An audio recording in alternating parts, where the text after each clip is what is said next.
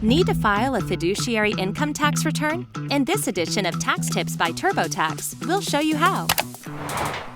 Fiduciary tax returns are used by trusts and estates to pay income taxes. These entities utilize Form 1041, also known as a fiduciary income tax return.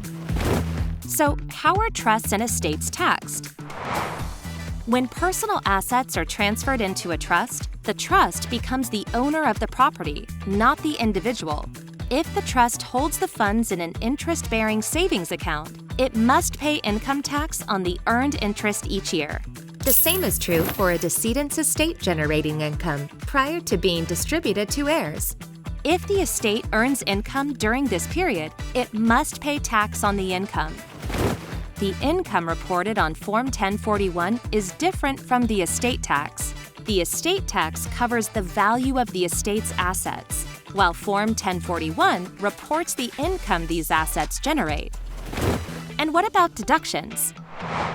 The estate or trust can report deductions for various expenses, such as the payment of taxes, administration fees, and losses from selling property.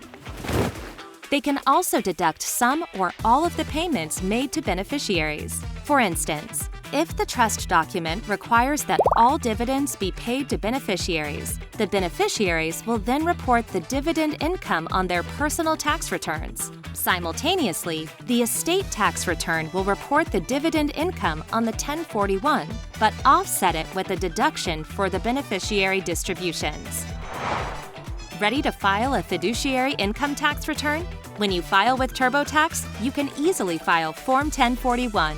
We'll ask you simple questions to ensure you get all the tax benefits you deserve. Visit TurboTax.com for more info to help you file your taxes with confidence.